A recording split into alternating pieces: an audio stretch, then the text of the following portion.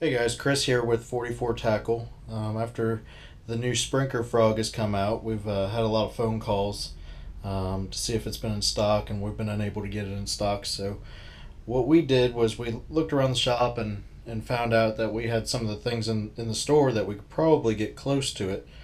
And we took it out for a local derby the other night, and turned out that it actually performed really well. And it was good enough for a 6 pound big fish in that tournament. So, what we have here is a little bit of a how to video. We're going to be putting together a little kit here to sell shortly. It'll be available online, it'll be in the link in the description below as well. And so, let's get started. Here's the original frog that we have here. And what we did was in this case, we used a Booyah Pad Crasher Junior, and just a normal size 7 split ring. Any split ring will work. Any of the hardware will work. Just similar sizes. There's no rhyme or reason to the brands we used. So Spro, we used the power swivel. I just like it because it's a barrel swivel here. It swings freely. You don't have to worry about it getting hung up as far as the free motion of the tail. As you can see, we use a split ring over top of the hooks, and then go to the swivel, which then goes to the owner hook keeper. Now the owner hook keeper I do recommend, just because it holds a bait so much better than any of the other keepers in my opinion. And we use the large, and this is actually the tail that was on there. So you don't have to worry about the tail coming off. This lasted through a few fish. You see the rip marks there, but it never came off throughout the fish. Alright, so I'm going to put that to the side. So you start off with a regular frog. What you're going to do is you're going to pull this out, separate the skirt. You can just save it for something else, or you can actually just go and throw it away. I'm sure I'll have a use for it later. So then I like to take the frog and twist it out from the hook. And then you're going to take your split ring. And you don't necessarily need pliers. It's a little safer to use the pliers. But I just pinch the hooks together. Be very careful, those hooks are sharp. Put the split ring there. Then we're going to take your split ring pliers,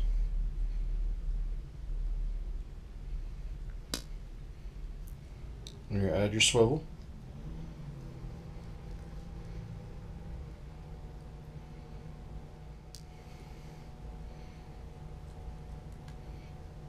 Alright, so I got that on.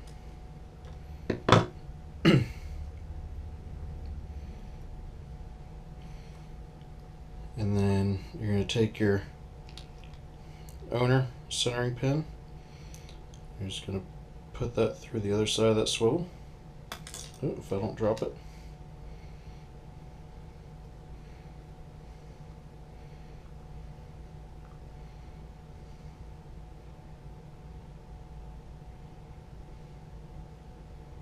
Alright.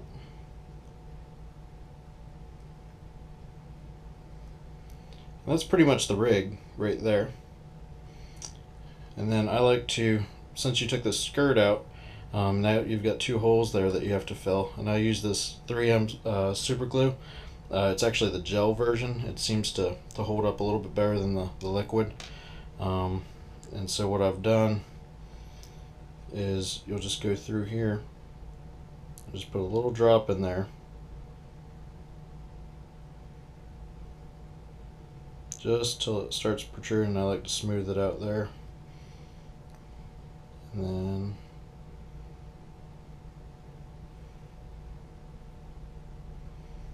then there you go.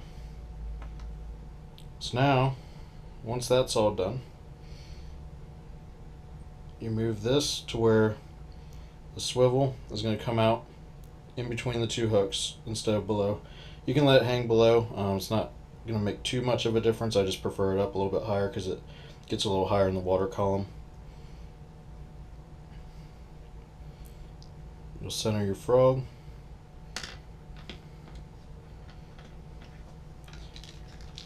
And you've got your Gambler Big Easy. Chose the Big Easy just because the size of the tail was good in relation to the frog. It seemed like it would be a good paddle tail, and it did work. It makes a very similar sound to a whopper plopper. And so what I've done is you'll take and you'll cut about, I'd say between 1/4 and 1/2 inch behind this joint here, and you want just a nice straight edge. And then you'll take the keeper, go straight into the center. Now this is important because this keeper is so big to stay as centered as possible without protruding through the outside of the bait. There's not a whole lot of room for error, but and then to get it closer, I'll grab a hold of the edge of the swivel here with my split ring pliers.